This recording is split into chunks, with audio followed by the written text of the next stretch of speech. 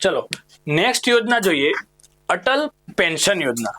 મિત્રો અટલ પેન્શન યોજના જે છે એ ખાસ કરીને જે અસંગઠિત ક્ષેત્રમાં જે લોકો કામ કરે છે, જે લોકો પાસે ખાસ કરીને માન લો કે સરકારી નોકરી કરતા હોય અથવા કોઈ સારી કોર્પોરેટ કંપનીમાં કામ કરતા હોય, તો એ લોકોના ઘણા બધા ફંડ્સની કપાત હોય કે જેના આધારે એમને એમનું ફ્યુચર સિક્યોર થઈ જાય, એટલે ભવિષ્યમાં એમને સામાજિક સુરક્ષા મળે, એમને સામાજિક સુરક્ષા આર્થિક સુરક્ષા એમની સુનિશ્ચિત થઈ જાય. કઈ રીતે? તો કે ફ્યુચરમાં એમને પેન્શન જેટલા નાણાં એમની કંપની અથવા સરકાર આપે છે. પણ જે મિત્રો નાના મજૂરો છે, ખેત મજૂરો છે અથવા અસંગઠિત ક્ષેત્રના કામદારો છે કે જે લોકો પાસે રોજે રોજ કમાય અને રોજે રોજ ખાય, અથવા એ લોકો પાસે એવી કોઈ કંપનીઓની જોબ નથી કે જે લોકો એમને ભવિષ્ય માટેનું પેન્શન આપે, અથવા એવી સરકારી નોકરી નથી કે જે ભવિષ્ય માટેનું પેન્શન આપે, તો સરકારે ખાસ કરીને આવા વર્ગ માટે એમનું ભવિષ્ય સિક્યોર થાય, એમની આર્થિક સુરક્ષા અને એમની સામાજિક સુરક્ષા એને ધ્યાનમાં રાખીને અટલ પેન્શન યોજના શરૂ કરી છે. અટલ પેન્શન યોજનાનો મિત્ર અહીંયા આપણે જોઈ શકીએ છીએ, અસંગઠિત ક્ષેત્રના કામદારોને વૃદ્ધાવસ્થામાં પેન્શન સુરક્ષા પૂરી પાડવી એ એનો મુખ્ય હેતુ છે. અચ્છા, આનું નોડલ મંત્રાલય તો કે નાણાં મંત્રાલય. નાણાં મંત્રાલય એ આ યોજના માટે નોડલ મંત્રાલય રહેશે. શરૂઆત 2015માં થઈ હતી, એ ખાલી આપણે રેફરન્સ માટે છે. શરૂઆત ક્યારે થઈ હતી યોજનાની એવું ખાસ કરીને તમને પૂછાશે નહીં, સિવાય કે બહુ જ મોટી યોજના હોય અથવા બીજા નંબરે કાં તો કરંટમાં જો પૂછાય તો પૂછી શકે કે આ યોજનાની શરૂઆત ક્યારે થઈ, અથવા જો કોઈ યોજના લેટેસ્ટ લોન્ચ થાય છે તો તમને એવું પૂછી શકે. નેક્સ્ટ, આ યોજનાનો લાભ કોને મળે? તો 18 થી 40 વર્ષની ઉંમરની વચ્ચેના અસંગઠિત કામદારો જે છે એ આ યોજનામાં જોડાઈ શકે. એમને 18 થી લઈને 40 વર્ષની ઉંમર સુધીમાં એમને જે કે કહેવાય ને કે 42 રૂપિયાથી લઈ અને 210 રૂપિયા સુધીનો ફાળો એ લોકો 60 વર્ષની ઉંમર સુધી જમા કરાવવાનો. જો સમજો, યોજનામાં જોડાવા માટેની વય મર્યાદા છે 18 થી લઈને 40 વર્ષ સુધીની, એટલે કે 18 વર્ષનો વ્યક્તિ પણ આ યોજનામાં જોડાઈ શકે અને 40 વર્ષનો વ્યક્તિ પણ આ યોજનામાં જોડાઈ શકે. પણ શરત શું છે કે યોજનામાં જોડાયા પછી એને સતત 20 વર્ષ સુધી પોતાનો ફાળો એક નિશ્ચિત ફંડમાં જમા કરાવવાનો રહેશે. માન લો કે જે વ્યક્તિ 40 વર્ષે યોજનામાં જોડાય છે, એને 20 વર્ષ સતત આ યોજનામાં ફંડ પોતાનો ફાળો જમા કરાવવાનો છે, ત્યારે જઈને એને 60 વર્ષ પછી સરકાર એને પેન્શન બાંધી આપે છે. આ મિત્રો એક જાતની જે અસંગઠિત કામદારો છે એમની આર્થિક સુરક્ષા કરવા માટે હાલમાં એમને સરકાર પ્રેરણા આપે છે કે ફ્યુચરમાં અમે ભવિષ્યમાં તમને આટલા આર્થિક તમને સુરક્ષા માટે આટલા નાણાં આપવાના છીએ, એના માટે તમારે અત્યારે આટલું નાનું ફંડ જમા કરવાનું છે. તો એના કારણે શું થાય છે કે એ લોકોમાં બચત વૃત્તિનો વિકાસ થાય છે, બચતની ટેવ પડે છે.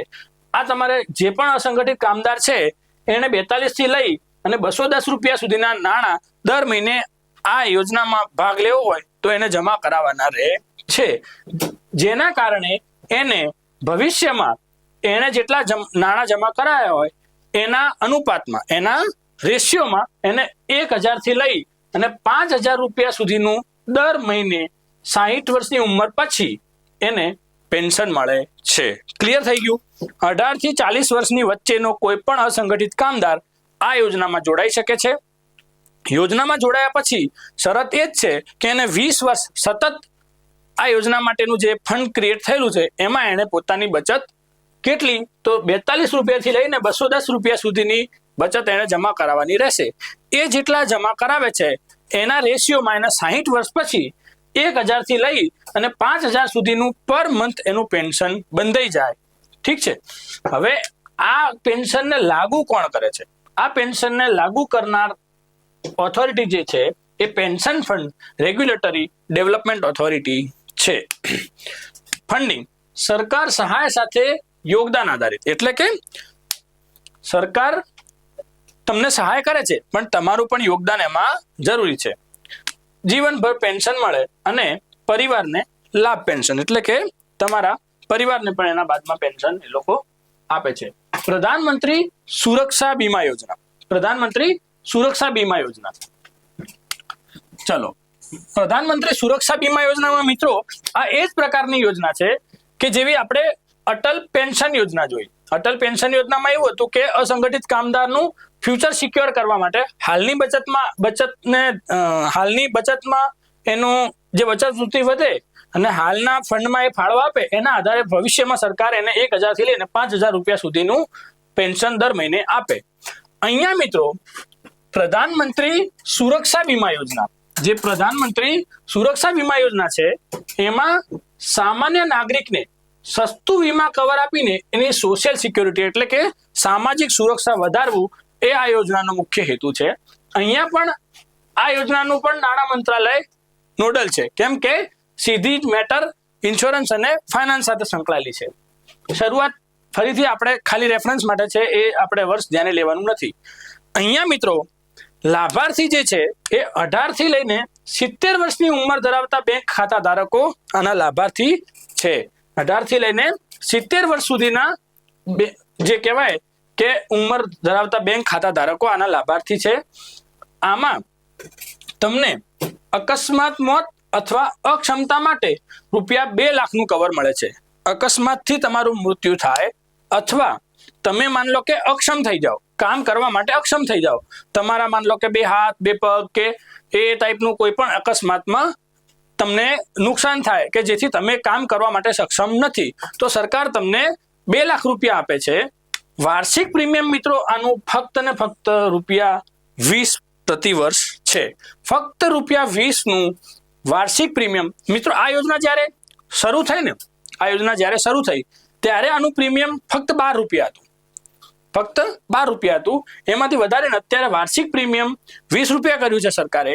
પણ ₹20 સામે તમને સરકાર આપે છે અકસ્માતથી તમારું મૃત્યુ થાય અથવા અક્ષમતાના કારણે મૃત્યુ થાય તો ₹2 લાખની સહાય મળે છે. ચલો નેક્સ્ટ યોજના જોઈએ. પ્રધાનમંત્રી જીવન જ્યોતિ બીમા યોજના. પ્રધાનમંત્રી સુરક્ષા બીમા યોજના અને પ્રધાનમંત્રી જીવન જ્યોતિ. જો મિત્રો પ્રધાનમંત્રી સુરક્ષા બીમા યોજનામાં ખાસ જોવાનું કે એમાં તમને અકસ્માત અથવા મૃત્યુના સંજોગોમાં 2 લાખ રૂપિયા મળે છે. અહીંયા અને એમાં ઉંમરની લાભાર્થીની ઉંમર વયમર્યાદા કેટલી હતી? 18 થી લઈને 70. ખાસ ડિફરન્સ અહીંયાથી પ્રશ્ન પૂછી શકે કે આમાં લાભાર્થીની વયમર્યાદા 18 થી લઈને 50 વર્ષ જ છે. કેમ? તો હું તમને યાદ રાખવાનું એક ક્લુ કહી દઉં છું, ટ્રીક કહી દઉં છું કે કઈ રીતે આ બંને વચ્ચે આપણે ડિફરન્સ કરશું. પહેલા જોઈ લઈએ. 18 થી 50 વર્ષની ઉંમર ધરાવતા બેંક ખાતા ધારકો આ યોજનાના લાભાર્થી થઈ શકે. નોડલ મંત્રાલય ફરીથી આમાં પણ ફાઇનાન્સ અથવા નાણાં મંત્રાલય. જીવન જ્યોતિ વીમા યોજનામાં શું છે જોજો. પેલામાં શું હતું મિત્રો? અકસ્માતથી તમારું મૃત્યુ થાય છે અથવા શારીરિક અક્ષમ થઈ જાઓ છો તમે, ત્યારે એમાં તમને 2 લાખ રૂપિયા આપતા હતા. અહીંયા એવું છે કે તમારું માન લો કે અકસ્માત નહીં, એમના એમ પણ મૃત્યુ થઈ ગયું, કોઈ પણ કારણે, કુદરતી મૃત્યુ કોઈ પણ રીઝનથી થઈ ગયું, હાર્ટ એટેકથી થઈ ગયું કે મતલબ કે કોઈ બીમારીથી થઈ ગયું, કે રીતે જે રેગ્યુલર લોકો, કેટલાક લોકોના, મોટા ભાગના લોકોના કુદરતી મૃત્યુ થાય છે એ જ રીતે તમારું માન લો કે કોઈ વ્યક્તિનું મૃત્યુ થયું, તો આમાં કુદરતી મૃત્યુ માટે પણ 2 લાખ રૂપિયાનું કવર મળે છે. 2 લાખ રૂપિયાનું કવર કુદરતી મૃત્યુ માટે પણ મળે છે. પણ કોને? આમાં વયમર્યાદા એ જ છે મિત્રો કે 55 વર્ષની ઉંમર સુધી જ મળે. તમને 55 વર્ષના થાઓ ત્યાં સુધી માની લો કે તમારું કોઈ પણ વ્યક્તિનું કુદરતી મૃત્યુ થાય છે તો તેમને 2 લાખ રૂપિયા મળે છે. શરત શું છે કે આમાં પણ તમારે આના માટે વાર્ષિક તમારે કેટલું પ્રીમિયમ ભરવું પડે છે? સરકારમાં શું ભરવું પડે છે? બેંકમાં કેટલું પ્રીમિયમ ભરવું પડે છે? ₹436. જો મિત્રો અહીંયા ફરીથી આપણે ક્લિયર કરી લઈએ. આગળની પ્રધાનમંત્રી સુરક્ષા વીમા યોજના હતી, એમાં ₹20 સામે તમારે દર વર્ષે કેટલા ભરવાના હતા? ₹20. એની સામે સરકાર તમને શું આપે છે? માન લો કે તમે સંપૂર્ણ અક્ષમ થઈ જાઓ છો અથવા તમારું માન લો કે કોઈ વ્યક્તિનું મૃત્યુ થાય છે, અકસ્માતથી મૃત્યુ થાય છે, તો એને કેટલા રૂપિયા મળે? 2 લાખ રૂપિયા. પણ રીઝન શું? અકસ્માતથી મૃત્યુ થાય. બરાબર. આમાં હવે બીજા પ્રધાનમંત્રી જીવન જ્યોતિમાં કેવું છે? ₹436 પ્રતિ વર્ષ પ્રીમિયમ છે. એમાંય 2 લાખ મળે છે અને એમાં પણ 2 લાખ મળે છે અને આમાં એ લોકો કુદરતી મૃત્યુ જે પણ વ્યક્તિનું કોઈ પણ વ્યક્તિનું કુદરતી મૃત્યુ થાય તો આપે છે. હવે જો આને યાદ રાખવાની ટ્રીક કહું, અહીંયા ખાલી 20 રૂપિયાની સામે 2 લાખ કેમ આપે છે એ યાદ કેવી રીતે રાખવાનું કે કેમ કે અકસ્માતથી મૃત્યુ. મિત્રો, કુદરતી મૃત્યુની સાપેક્ષે અકસ્માતથી ખૂબ ઓછા મૃત્યુ થતા હોય છે. એટલા માટે અકસ્માતથી મૃત્યુ મતલબ કુદરતી મૃત્યુની સાપેક્ષે ખૂબ ઓછા થતા હોય છે. એટલે કંપનીને 20 રૂપિયાનું પ્રીમિયમ પણ પોસાય. જે પણ વીમા કંપની આપતા હોય વીમો એને પોતાનો લાભ પણ જોવાનો હોય. એટલે એ 20 રૂપિયાની સામે 2 લાખનું કવર આપે તો એને નુકસાન થાય નહીં, કેમ કે અકસ્માતથી મૃત્યુની સંખ્યા ઓછી હોય પણ કુદરતી મૃત્યુની સંખ્યા તો વધારે હોય. એટલા માટે એને 2 લાખ આપવા છે તો એના પ્રીમિયમ વધારે લેવું પડે. એટલે કુદરતી મૃત્યુ વાળામાં પ્રીમિયમ વધારે હોય. કુદરતી મૃત્યુ એટલે જીવન જ્યોતિ, જીવનની જ્યોતિ, માન લો કે કોઈ વ્યક્તિની જીવનની જ્યોતિ બુજાઈ જવી એટલે કે કુદરતી મૃત્યુ. અને પેલામાં તમને સુરક્ષા નામ છે. સુરક્ષા ઉપરથી આપણે થોડુંક અંદાજ લગાવવાનો કે એ અકસ્માતને લગતું છે. અચ્છા, એક બીજી વસ્તુ મિત્રો કે આ જે યોજના છે પ્રધાનમંત્રી સુરક્ષા બીમા યોજના, પ્રધાનમંત્રી સુરક્ષા બીમા યોજના, આમાં તમે સંપૂર્ણ અક્ષમ થઈ જાવ છો, માની લો કે 2 હાથ 2 પગ તમે કામ કરવાનું લાયક નથી અથવા અકસ્માતમાં મૃત્યુ થાય છે તો 2 લાખ મળે છે. પરંતુ માની લો કે તમે અર્ધ અક્ષમ થઈ જાવ છો, તમારો અકસ્માતમાં 1 હાથ 1 પગ કે એ ટાઈપનું ડેમેજ થયું તો તમને 1 લાખ રૂપિયા મળે છે. સંપૂર્ણ અક્ષમતામાં 2 લાખ મળે છે પણ અર્ધ અક્ષમતા 1 હાથ 1 પગ એ પ્રકારની અક્ષમતા થાય તો પણ 1 લાખ રૂપિયા મળે છે ફક્ત 20 રૂપિયાના પ્રીમિયમની સામે. અને જીવન જ્યોતિમાં 436 રૂપિયાના પ્રીમિયમની સામે કુદરતી મૃત્યુના કિસ્સામાં તમને મતલબ જે પણ વ્યક્તિનું મૃત્યુ થાય એમને 2 લાખ રૂપિયા મળે છે. ચલો નેક્સ્ટ. આ મિત્રો લેટેસ્ટ જે છેલ્લું બજેટ હતું આના આગલા વર્ષનું, એમાં રિલીઝ થયેલી ખૂબ મોટી યોજના છે. જનજાતીય જે પણ આદિજાતિ વિસ્તારો છે કે જે ખરેખર વલ્નરેબલ છે, જે ખરેખર સંવેદનશીલ વિસ્તાર કહેવાય, કે જ્યાં આગળ ઘણી બધી અસુવિધાઓ છે. શારીરિક મતલબ જોવા જઈએ તો પોષણની સમસ્યાઓ છે, જોવા જઈએ તો શિક્ષણની સમસ્યાઓ છે, જોવા જઈએ તો હેલ્થની સમસ્યાઓ છે. એ સિવાય પણ મિત્રો ઘણી બધી સમસ્યાઓ છે. રોડ, રસ્તા, નેટવર્ક, ઇન્ફ્રાસ્ટ્રક્ચર, આ બધી સમસ્યાઓનું સમાધાન લાવવા માટે એક મોટી ફ્લેગશિપ યોજના શરૂ કરી છે, પ્રધાનમંત્રી જનજાતીય ઉન્નત ગ્રામ અભિયાન. ઉન્નત ગ્રામ અભિયાન એટલે કે એને શોર્ટમાં નામ આપ્યું છે PM જુગા. PM જુગા. આનું ફૂલ ફોર્મ પણ મિત્રો પૂછી શકે છે. જેવી રીતે મુદ્રાનું ફૂલ ફોર્મ પૂછેલું છે એવી રીતે ખાસ અટલ મિશન અને PM જુગાનું ફૂલ ફોર્મ પૂછાઈ શકે છે, પ્રધાનમંત્રી જનજાતીય ઉન્નત ગ્રામ અભિયાન. હવે આમાં નામમાં જ છે કે આ જનજાતિને લગતી યોજના છે અને ગામને ઉન્નત કરવા માટેની યોજના છે. આનો હેતુ શું છે તો જનજાતિ પ્રભુત્વ ધરાવતા ગામોનો સર્વાંગી વિકાસ થાય. સર્વાંગી વિકાસ કોને કહેવાય તો એમનો શારીરિક, પોષણનો, શિક્ષણનો, સંસ્કૃતિનો, આર્થિક, સામાજિક તમામ પ્રકારનો જે વિકાસ થાય એને આપણે સર્વાંગી વિકાસ કહીશું. યોજના 2024-25ના બજેટમાં જ લોન્ચ થઈ છે અને ખૂબ મોટી યોજના છે એટલે આપણા માટે ઇમ્પોર્ટન્ટ છે. આ યોજના જનજાતિને લગતી છે એટલે આના માટે નોડલ મંત્રાલય કયું રહેશે? જનજાતિ વિકાસ મંત્રાલય એટલે કે મિનિસ્ટ્રી ઓફ ટ્રાઇબલ અફેર્સ.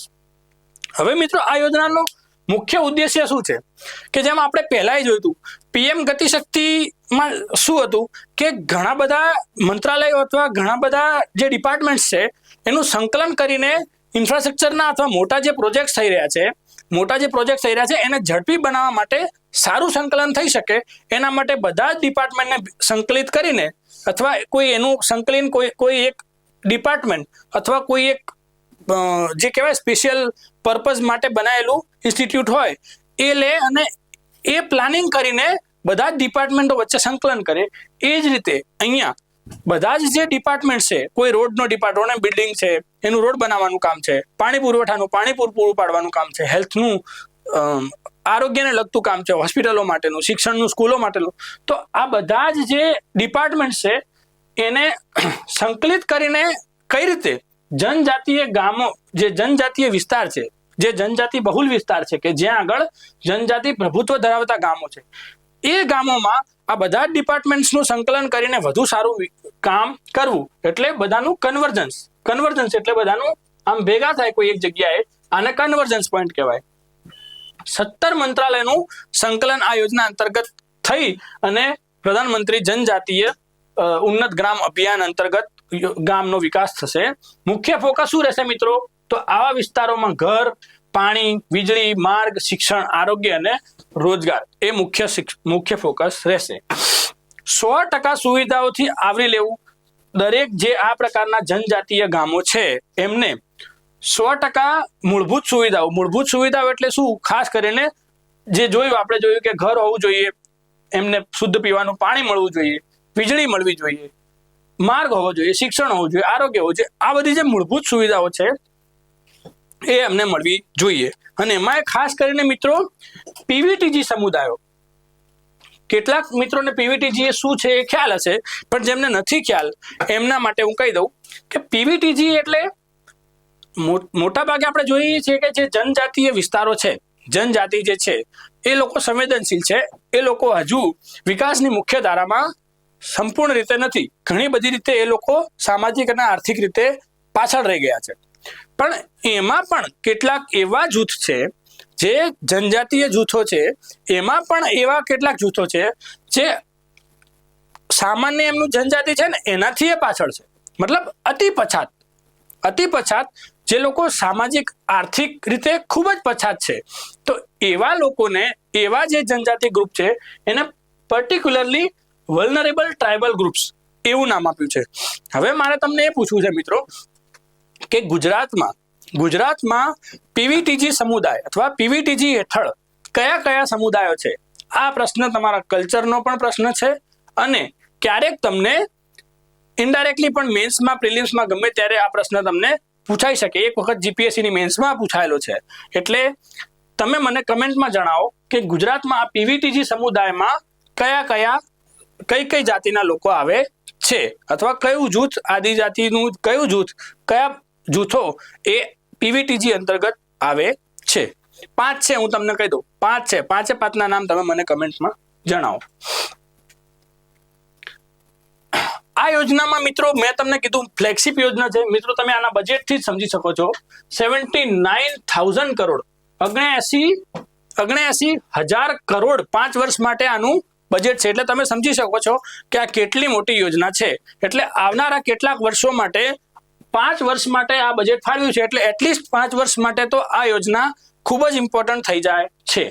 આના લાભાર્થી આપણે જેમ જોયું કે 63,000 ગામો સુધી પહોંચવાનું છે. 5 કરોડ જનજાતીય લોકો સુધી અમલીકરણ કરવાનું છે. અમલીકરણ કઈ રીતે થશે? તો સ્થાનિક ભાગીદારી અને ગ્રામ સભા દ્વારા. સ્થાનિક જે લોકો છે એમની પણ આ યોજનામાં ભાગીદારી લઈશું અને ગ્રામ સભા જે હોય એ ગ્રામ સભાની પણ આમાં ભાગીદારી રહેશે, જેથી કરીને લોક ભાગીદારી વાળું સુશાસનનું નિર્માણ થાય અને ખરેખર જે કહેવાય ને ગ્રાઉન્ડ લેવલ ઉપર વિકાસ શક્ય બને.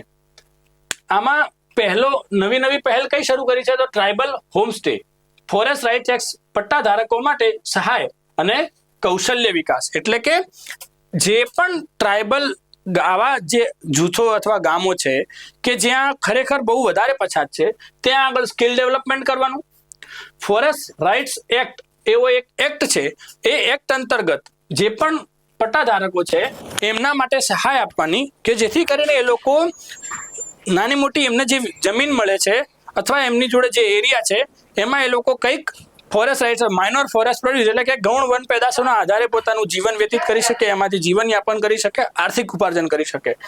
અને બીજા નંબરે ટ્રાઇબલ હોમસ્ટે, એટલે આનાથી આપણું ટુરિઝમ પણ ડેવલપ થાય અને જે ટ્રાઇબલ લોકો છે, જે આદિજાતિ જૂથના લોકો છે, એમની આવક પણ ડેવલપ થાય અને એક જાતનું જે કહેવાય ને કલ્ચરલ આદાન પ્રદાન પણ થાય.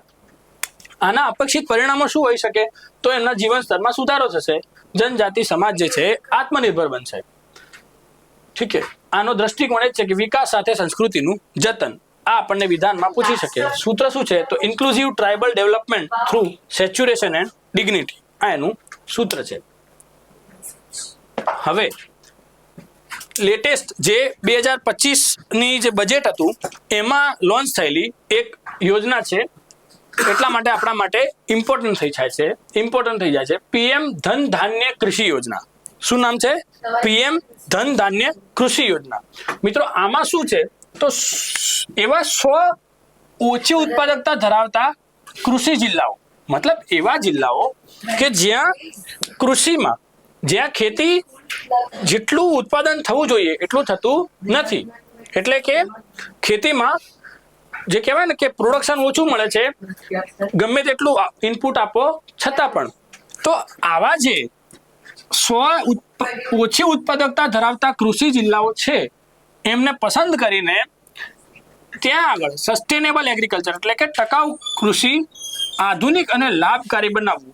ખાસ એમના પર ફોકસ કરીને કેમ ઉત્પાદકતા ઓછી છે એનું ટેસ્ટિંગ કરવું, એના કારણો જાણવા, અને એ કારણો જાણ્યા બાદ એ કારણોના સોલ્યુશનને ઇમ્પ્લિમેન્ટ કરવા અને કૃષિમાં આ જે જિલ્લાઓ છે એની ઉત્પાદકતા વધારવી, એટલે આ જિલ્લાઓમાં પણ આર્થિક વિકાસ થાય અને ઓવરઓલ આપણું એગ્રીકલ્ચરનું પ્રોડક્શન પણ વધે. એ આ યોજનાનો મુખ્ય ઉદ્દેશ્ય છે. આ યોજના માટે નોડલ મંત્રાલય કયું રહેશે તો કૃષિ અને ખેડૂત કલ્યાણ મંત્રાલય, કેમ કે આ સીધી વાત છે કે કૃષિને લગતી યોજના છે. આનો અભિગમ પણ મિત્રો કન્વર્જન્સ અપ્રોચ છે, એટલે કે જે 36 જૂની યોજનાઓ છે એનું સંકલન કરીને 36 જૂની યોજનાઓનું સંકલન કરીને 36 યોજનાઓના જે પણ લાભો છે એ આ 100 ઓછી ઉત્પાદકતા ધરાવતા કૃષિ જિલ્લાઓમાં આપીને જે જિલ્લાઓ છે એમાં કૃષિનું પ્રોડક્શન, કૃષિ ઉત્પાદકતા વધારવાની છે. ફોકસ શું છે તો પાક ઉત્પાદકતા વધારવી, સિંચાઈ પર ડ્રોપ મોર ક્રોપ એટલે કે ઓછા પાણીથી વધુ ઉત્પાદન, જરૂર છે એટલું જ ઉત્પાદન.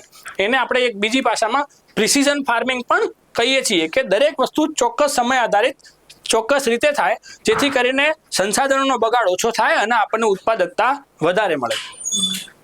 સ્ટોરેજ, જે પણ પાક ઉત્પન્ન થાય છે એનું સ્ટોરેજ વ્યવસ્થિત કરવું, જેથી કરીને બગાડ ના થાય એટલે આપણને જે આઉટપુટ જેટલું મળવું જોઈએ એ મળે. અને જે પણ કૃષિ પાકો છે એને વેચવા માટે યોગ્ય બજાર હોય અને એ જે ખેત મજૂરો છે અથવા જે ખેડૂતો છે એમનું કૌશલ્ય વિકાસ થાય અને એના આધારિત જે પણ નાના ઉદ્યોગો છે એમનો પણ કૌશલ્ય વિકાસ થાય. આ પણ મિત્રો ખૂબ મોટી યોજના છે. 24,000 કરોડ રૂપિયા પ્રતિ વર્ષ 6 વર્ષ માટે. તો તમે સમજી શકો છો કે ખૂબ મોટી ફ્લેગશિપ યોજના છે. 24,000 કરોડ રૂપિયા પ્રતિ વર્ષ 6 વર્ષ માટે, એટલે તમે સમજો કે કેટલી મોટી યોજના છે. એટલે આ યોજના આવનારા એક્ઝામ માટે આપણા માટે ખૂબ ઇમ્પોર્ટન્ટ થઈ જાય છે. ખાસ મિત્રો આ યાદ રાખવાનું કે આમાં પ્રશ્ન તમને એક્ઝામમાં એ રીતે પૂછી શકે કે પીએમ ધન ધાન્ય કૃષિ યોજના એવું લખી દીધું, પછી તમને વિધાન વાક્યોમાં એવું કહેની છે કે આ યોજના હેઠળ ભારતના તમામ વિસ્તારને આવરી લેવામાં આવશે. ત્યાં આગળ આપણે ખાસ યાદ રાખવાનું કે તમામ વિસ્તારને આવરી લેવામાં આવશે નહીં. આ યોજના જે છે એ પર્ટિક્યુલરલી જે પણ એવા 100 જિલ્લાઓ છે જેમાં ઓછી ઉત્પાદકતા છે એમને લાગુ પડે છે. મેં કીધું ને જેમ કે જે યોજનાની વિશેષ બાબત હોય એમાંથી યાદ છે, જે જનરલ બાબત હોય એમાંથી પ્રશ્ન નીકળે નહીં, એટલે શક્યતા ઓછી યાદ છે. લાસ્ટ લેક્ચરમાં શું ભણ્યા? ગામ અને તાલુકા સ્તરે સંકલિત કાર્યક્રમો દ્વારા અનુકરણ થશે. એટલે ગ્રાઉન્ડ લેવલે ખાધું તો એ યાદ નથી. પાછળવાળા બિચારા ચૂપચાપ બેઠા છે. ઓલરેડી આપણે પીવાયક્યુ છે નેશનલ લાસ્ટમાં વાવ સ્થાપત્ય ભણ્યા હતા ને. ટાઈપિંગ મિસ્ટેક છે. ઇન્વેસ્ટમેન્ટ પાઇપલાઇન છે, ઇન્ફ્રાસ્ટ્રક્ચર પાઇપલાઇન છે. નેશનલ વાવ સ્થાપત્ય. વાવ કેટલા પ્રકારની હોય? ઇન્ફ્રાસ્ટ્રક્ચર પાઇપલાઇન 4 તો મેં નેશનલ ઇન્ફ્રાસ્ટ્રક્ચર પાઇપલાઇન એવો એક સરકારે માસ્ટર પ્લાન બનાવ્યો છે કે જેના અંતર્ગત શું થશે તો જે મિત્રો જેમ મેં કીધું કે આપણું જે સમગ્ર ઇન્ફ્રાસ્ટ્રક્ચર છે, નંદા એટલે ઇન્ફ્રાસ્ટ્રક્ચરમાં રોડ, એક પ્રવેશદ્વાર, પછી હેલ્થ ઇન્ફ્રાસ્ટ્રક્ચર, જયા ખુદ જે ઇન્ફ્રાસ્ટ્રક્ચર છે, ગટર વ્યવસ્થા, લાઇટ વ્યવસ્થા, જયા પ્રકારની વાવ બરાબર, પછી કેમેરા સુરક્ષા માટે, આ બધું જ ઇન્ફ્રાસ્ટ્રક્ચર છે. એ ઇન્ફ્રાસ્ટ્રક્ચર સંકલિત રીતે થાય અને પ્લાનિંગ થી થાય, જેથી એક પ્રોજેક્ટ એ બીજા પ્રોજેક્ટને નડે નહીં, ટાઈમ ડિલે ના થાય, સમય, ઉર્જા અને શક્તિ બગાડ ના થાય, નાણાંનો બગાડ ના થાય. એના માટે થઈને સરકારે જે પણ ઇન્ફ્રાસ્ટ્રક્ચરો છે એના માટે એક પાઇપલાઇન બનાવી છે. પાઇપલાઇનથી તમે સમજી શકો કે પાઇપલાઇનમાં જેમ તમને ખ્યાલ હોય કે આગળ પાણી જતું જાય એમ પાછળ માન લો કે પાણી આગળ પાણીનો મતલબ એક્ઝિટ થાય તો જ પાછળનું પાણી આગળ આવે.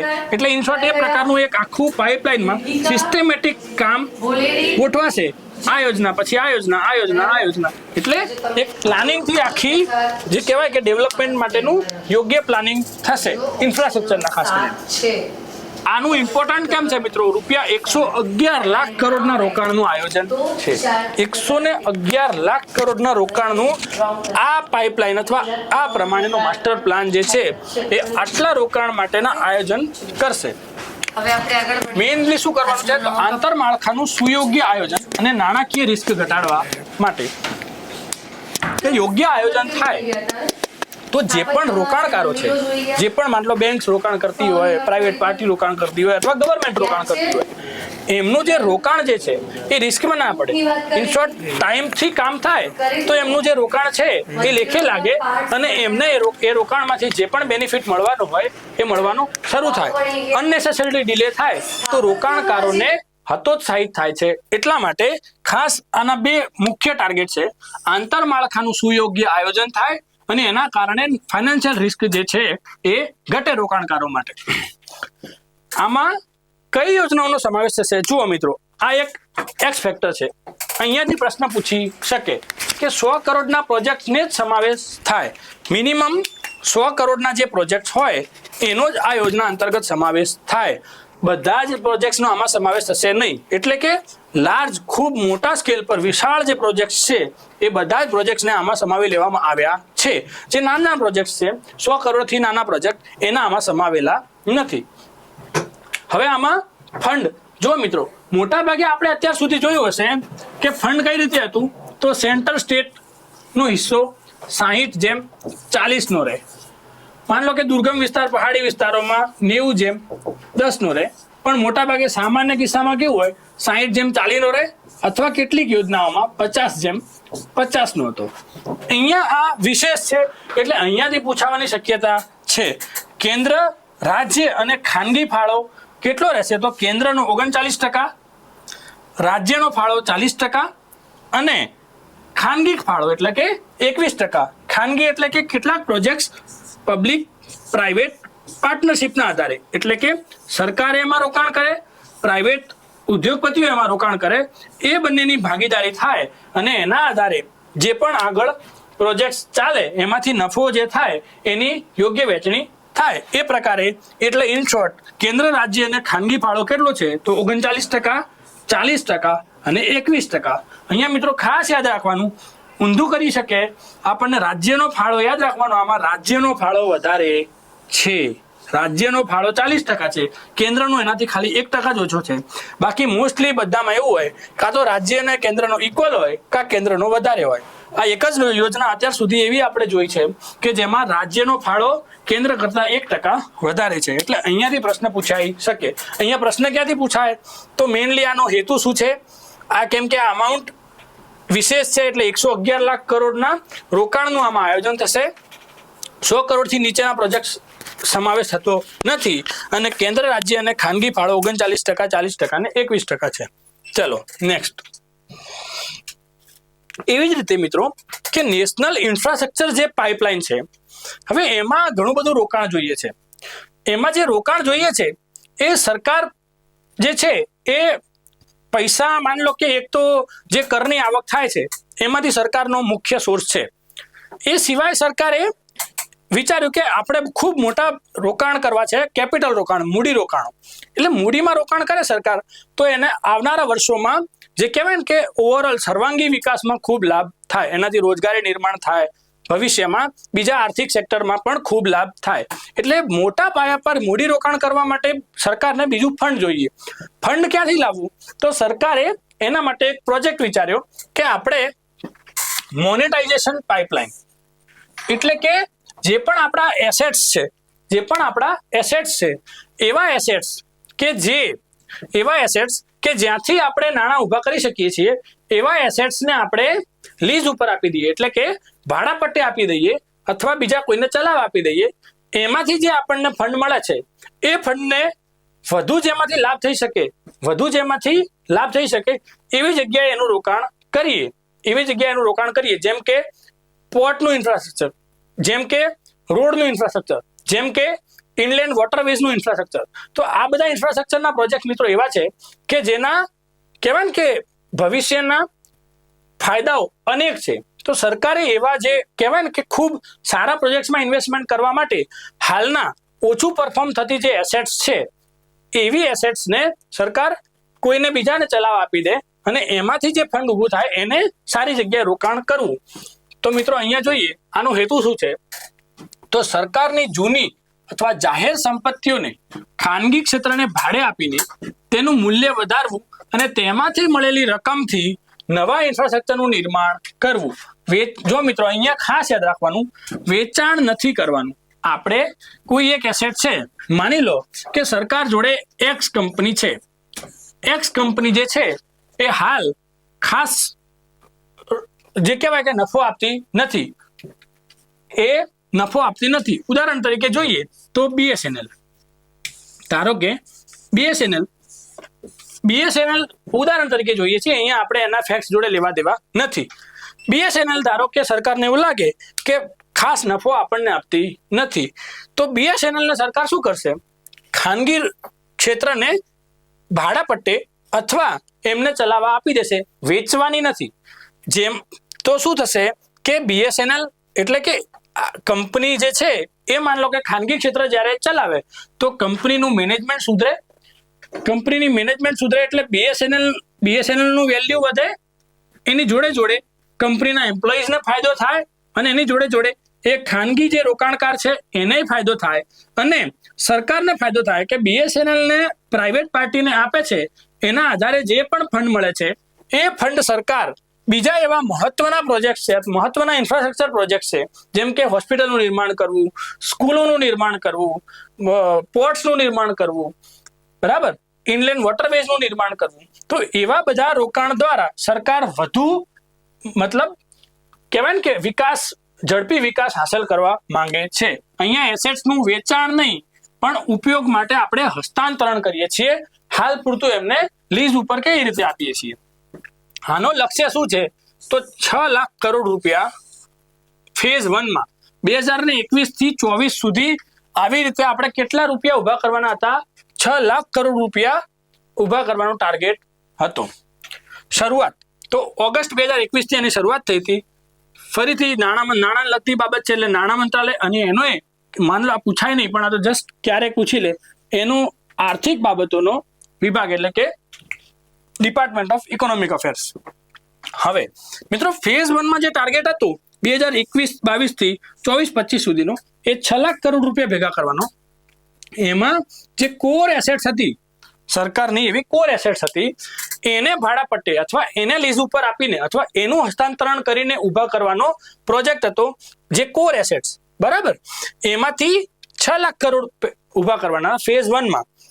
સરકારે એમને લાગ્યું કે આ પ્રોજેક્ટ તો સારો છે, એનાથી ઘણું બધું ફાયદો થઈ રહ્યો છે, આપણને ઇન્વેસ્ટમેન્ટ મળી રહ્યું છે, ઇન્વેસ્ટમેન્ટના આધારે આપણે ઇન્ફ્રાસ્ટ્રક્ચરમાં રોકાણ કરી શકીએ છીએ, ઇન્ફ્રાસ્ટ્રક્ચરના રોકાણના કારણે ઓવરઓલ ડેવલપમેન્ટ સારું થઈ રહ્યું છે.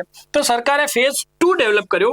ફેઝ 2 નો ટાર્ગેટ છે 10 લાખ કરોડ રૂપિયાનો ટાર્ગેટ છે અને આમાં જે ખાલી પડેલી જાહેર જમીનો છે અને નોન કોર એસેટ્સ છે કંપનીની, સરકારની, એવી નોન કોર એસેટ્સ એટલે મેઇન નહીં પણ એ સિવાયની એવી એસેટ્સ કે જે હાલ પૂરતી એમ જ પડી છે અથવા જેમાંથી વધારે ખાસ ઉત્પાદન સરકારને મળતું નથી. અને સરકારની એવી તમે જોઈએ છે કે ઘણી બધી જાહેર જમીનો પડી છે કે જે એમ જ પડી છે, સરકારને ના એમાંથી વધારે લાભ થઈ રહ્યો છે ના કોઈ વ્યક્તિને. એટલે સરકારે એવું વિચાર્યું કે આપણી જે આ ખાલી જાહેર જમીનો પડી છે અને એવી એસેટ્સ છે કે જેમાંથી ખાસ આપણને પ્રોડક્શન મળતું નથી, ખાસ લાભ થતો નથી, એવી એસેટ્સ અને એવી જાહેર જમીન એ ખાનગી ઉદ્યોગકારો અથવા ખાનગી ક્ષેત્રના લોકોને આપીને એમાંથી નાણાં ઊભા કરવા અને એમાંથી જે નાણાં મળે છે એને આપણે સોશિયલ ડેવલપમેન્ટમાં અથવા ઓવરઓલ ડેવલપમેન્ટ અથવા મેઇન ઇન્ફ્રાસ્ટ્રક્ચર પ્રોજેક્ટ્સમાં લગાવવા, જેના કારણે આપણું રોકાણનો પ્રશ્ન સોલ્વ થાય, આ જે સંસાધનો છે એનો ઉત્તમ ઉપયોગ પણ થાય, એને શું કહીશું, રિસોર્સનું ઓપ્ટિમલ યુટિલાઇઝેશન એટલે કે રિસોર્સિસનું ઓપ્ટિમલ યુટિલાઇઝેશન પણ થાય. તો આ જે યોજના છે એ કયા કયા ક્ષેત્રોમાં લાગુ પડશે? Road, railway, power, telecom, airport, mining, gas pipeline, ports, warehousing અને સ્ટેડિયમ, આ તમામ ક્ષેત્રોમાં આ યોજના અંતર્ગત મોનેટાઇઝેશનથી ઇન્ફ્રાસ્ટ્રક્ચર ડેવલપ કરવાનું છે. આમાં કયું મોડેલ રહેશે? તો પબ્લિક પ્રાઇવેટ પાર્ટનરશિપ. જેમ મેં કીધું કે કાં તો ભાડા પટ્ટે આપશે અને કેટલુંક રોકાણ સરકાર કરશે, કેટલુંક ખાનગી ભાગીદારો, અને એમાંથી જે નફો થાય એ પછી એની સપ્રમાણ વહેંચણી કરશે એ લોકો. એટલે આપણે જોયું મિત્રો, નેશનલ મોનેટાઇઝેશન પાઇપલાઇન છે એ શું છે? તો ફાઇનાન્સિંગ ટૂલ છે. મતલબ કે પૈસા ભેગા કરવા માટેનું એક ટૂલ છે કે આપણે નાણાં ક્યાંથી લાવીશું. હવે માન લો કે નેશનલ મોનેટાઇઝેશન પાઇપલાઇનથી આયોજનબદ્ધ રીતે તમે નાણાં તો લાયા, હવે આ નાણાંનો ઉપયોગ કઈ રીતે કરવો? તો ઇન્ફ્રાસ્ટ્રક્ચર ડેવલપ કરવાનું છે. તો ઇન્ફ્રાસ્ટ્રક્ચર ડેવલપ કરવા માટે જે પ્લાનિંગ કરવાનું છે એના માટે છે નેશનલ ઇન્ફ્રાસ્ટ્રક્ચર પાઇપલાઇન. ઇન્વેસ્ટમેન્ટ નહીં, સોરી, ઇન્ફ્રાસ્ટ્રક્ચર પ્લાન અથવા પાઇપલાઇન. તો નેશનલ મોનેટાઇઝેશન પ્લાન અથવા પાઇપલાઇનથી આપણને જે નાણાં મળે છે એ આપણે નેશનલ ઇન્ફ્રાસ્ટ્રક્ચર પ્લાનથી એને યુઝ કરવાના છે યોગ્ય આયોજનબદ્ધ રીતે. બરાબર. એક ઉદાહરણ જોઈએ તો કઈ રીતે? તો કે એરપોર્ટ ભાડે આપી અને આપણને જે નાણાં મળે છે એ રીતે આપણે નાણાંનું ઉપાર્જન કરવાનું છે અને એના આધારે આપણે સર્વાંગી વિકાસ કરવાનો છે. મિત્રો, અહીંયા આ નોટ ઉપર આપણે યોજનાઓ, જે ફ્લેગશિપ યોજનાઓ છે, મોટી યોજનાઓ જે છે એ ખાસ કરીને મોટી મેં કવર કરી લીધી છે. કેટલીક નાની મોટી રહી ગઈ હશે તો તમે મને કમેન્ટમાં જણાવજો કે નેક્સ્ટ બીજી હજી કેટલીક યોજનાઓ જે થોડી ઘણી રહી ગઈ છે એનો વિડીયો લાવવો છે કે કેમ, એ તમે મને કમેન્ટમાં જણાવજો. તો આપણે યોજનાનો લાવીશું. નહીતર આપણે નેક્સ્ટ વિડીયોમાં ઇકોનોમીના બીજા સારા કોન્સેપ્ચ્યુઅલ પોઈન્ટ્સને સ્ટડી કરીશું. ખાસ મિત્રો એ કહેવું કે આ જે લેક્ચર છે, આ યોજનાઓ મિત્રો એવો ફેક્ચ્યુઅલ પોઈન્ટ છે કે જેનું વારંવાર તમારે રિવિઝન કરવું પડે. જો તમે રિવિઝન ના કરો તો તમને એક્ઝામમાં એક્ઝેક્ટ પોઈન્ટ્સ યાદ આવે નહીં. ઓપ્શન્સ વચ્ચે તમને તમારામાં ડિલેમા ઉત્પન્ન થાય અને તમે એમાં સમય બગડે અને તમે સાચો ઓપ્શન સિલેક્ટ કરવા માટે પેલું કહેવાય ને કે એકદમ કોન્ફિડન્સ પણ ના હોય. તો એ કોન્ફિડન્સ ક્યારે આવે મિત્રો? જ્યારે તમે વારંવાર રિવિઝન કરો છો. હું ઓલવેઝ મારા જેટલા પણ મિત્રોને હું માન લો કે સલાહ આપું એ બધાને ખાસ એક કહું કે તમે ઓછું વાંચો પણ વારંવાર રિવિઝન કરો. એટલે તમારે આ યોજનાના લેક્ચરનું અથવા આની જે નોટ્સ જે છે એ તમે જાતે બનાવી લીધી હોય તો અતિ ઉત્તમ, એનાથી શ્રેષ્ઠ કંઈ જ નથી. પણ માની લો કે તમે જાતે નોટ્સ નથી બનાવી તો તમારે યોજનાઓનું રિવિઝન મલ્ટિપલ વાર કરવું છે, જે ખરેખર કરવું જ જોઈએ. તો આ લેક્ચરની જે PDF છે એના માટે અમારી જે ટેલિગ્રામ ચેનલ છે પ્રબોધ ગાઈડન્સ 25 @પ્રબોધ ગાઈડન્સ 25, આ ટેલિગ્રામ ચેનલ પરથી મિત્રો તમને આ જે PPT છે એ PDF ફોર્મેટમાં તમને મળી જશે. એમાં તમે જોડાઓ અને અમારી સાથે આવા જ શ્રેષ્ઠ કન્ટેન્ટ અને સ્માર્ટ તૈયારી માટે તમને એમાં સતત તમને મટીરિયલ મળશે અને આ ચેનલ પર આવું સ્માર્ટ કન્ટેન્ટ કે જે ઓછી તૈયારીમાં વધુ સારા માર્ક્સ કઈ રીતે લાવી શકાય એના માટે તમને મળતું રહેશે. મિત્રો, કીપ લર્નિંગ, કીપ ગ્રોઈંગ. મળીએ છીએ નેક્સ્ટ વિડીયોમાં. ત્યાં સુધી થેન્ક યુ વેરી મચ.